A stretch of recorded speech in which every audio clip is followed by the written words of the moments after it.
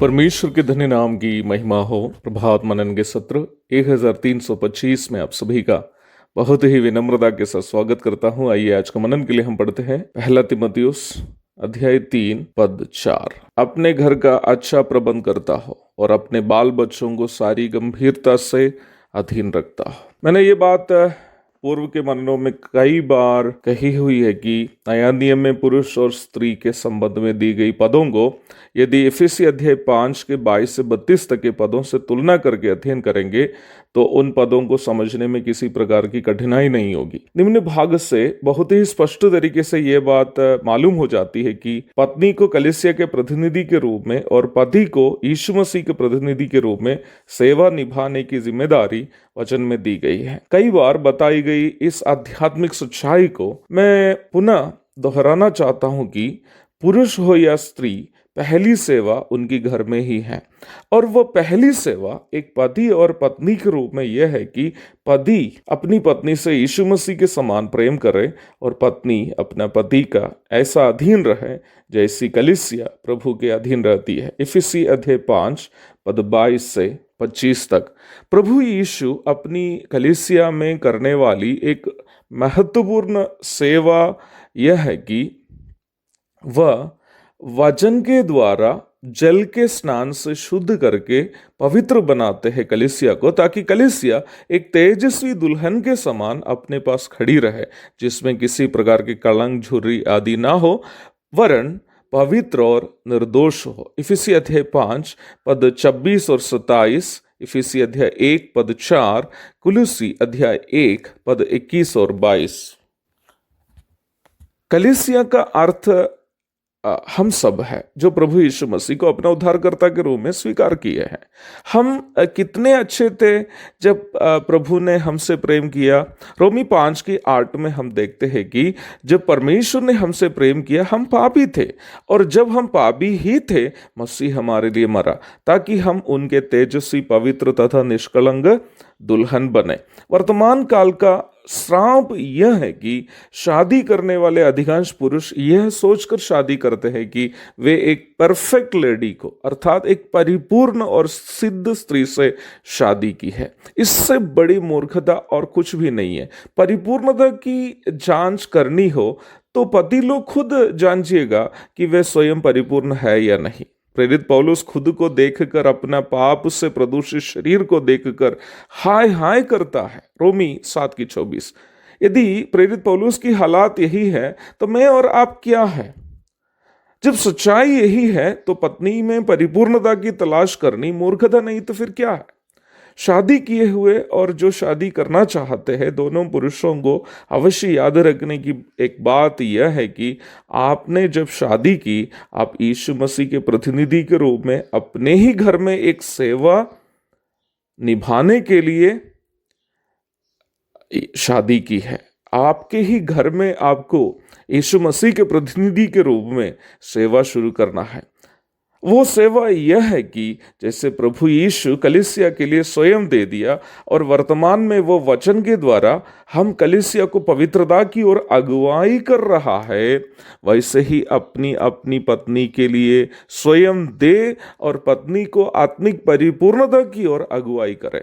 हर एक पति को यह अवश्य जानना है कि पति का दायित्व यह नहीं है कि पत्नी के त्रुटियों को ढूंढकर उनसे नफरत करे या उनकी प्रताड़ना करे, बल्कि हर एक पति का दायित्व यह है कि प्यार से अपनी पत्नी की मदद करे, वो पवित्रता में परिपूर्णता की ओर बढ़ती जाए। प्रभु यीशु मसीह कलीसिया में करने वाली दूसरी महत्वपूर्ण सेवा यह है कि वह हमारा पालन पोषण करता है।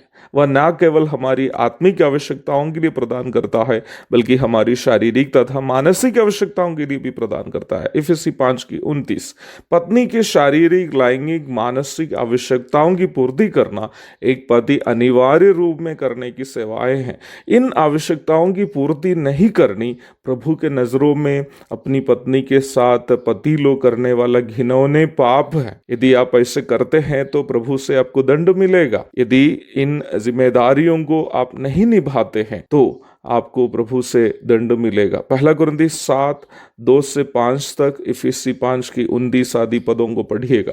और पति का तीसरा महत्वपूर्ण दायित्व अपने घर में यह है कि अपने बच्चों को सारी गंभीरता से अधीन रहने के लिए सिखाना है। वर्तमान काल के माता पिता करने वाली एक बड़ी दुष्टता यह है कि अपने बच्चों को ऐसी मानसिकता में बढ़ाते हैं कि उनके बच्चे से अच्छा कोई नहीं है। बच्चे इस मानसिकता से बढ़ते हैं कि दुनिया के सबसे अच्छे और उत्तम बच्चे वही हैं और बाकी सब खराब है। बच्चे दोस्ती भी करते हैं तो केवल अपने बराबर के बच्चों के साथ या उनसे भी बड़े लोगों के साथ करना पसंद करते हैं।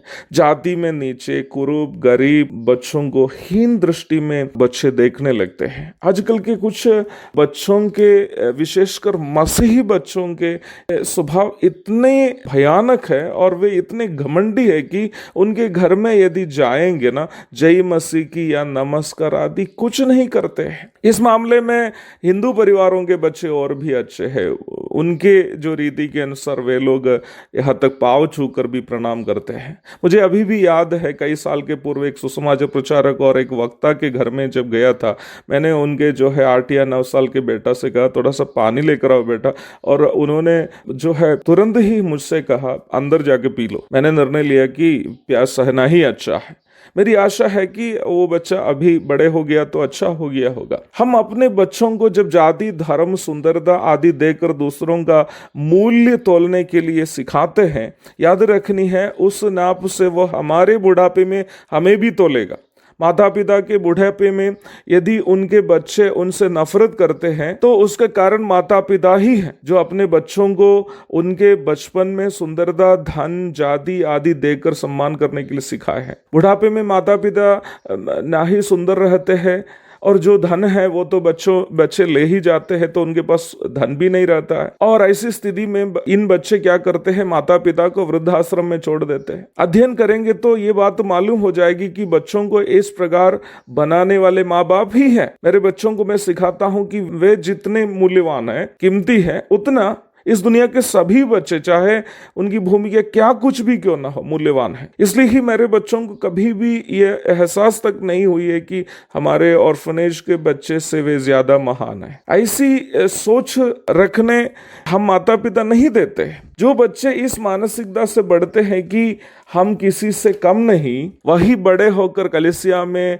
और अपने परिवार में, समाज में उपद्रवकारी बन जाते। वही बच्चे बड़े होकर के अपने पति के अधीन नहीं रहती है। वही बच्चे बड़े होकर के अपनी पत्नी का सम्मान नहीं करता है, क्योंकि माता पिता ने दूसरे को हीन दृष्टि से देखने के लिए सिखाया है। केवल अपने से मूल्यवान, सुंदर और धनी और ऊंची जाति के ही लोगों को सम्मान करने के लिए उनके बचपन में उनके माता पिता सिखाया है। और वही बच्चे बड़े होकर के जो है अपनी पत्नी का सम्मान नहीं करते हैं, पति का अधीन नहीं रहती है, और दूसरे घर के अगर वो बहू बनकर जाती है तो वहां पर जो है पति के माता पिता का सम्मान नहीं कर पाते हैं। मेरे प्यारो, जब किसी व्यक्ति को कलीसिया के अगुवे के रूप में चुनते हैं, ये अवश्य ध्यान में रखना है कि क्या वो व्यक्ति अपने घर में यीशु मसीह के प्रतिनिधि के रूप में सेवा अच्छा से निभाता है या नहीं। अगर हाँ है तो उनको कलीसिया के अगुवे के रूप में चुन सकता है।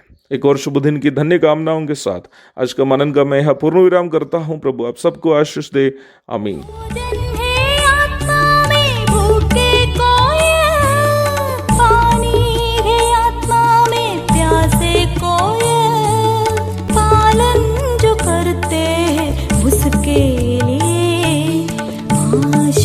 पाने का साधन है ये वचन, प्यारा वचन, यीशु मसीह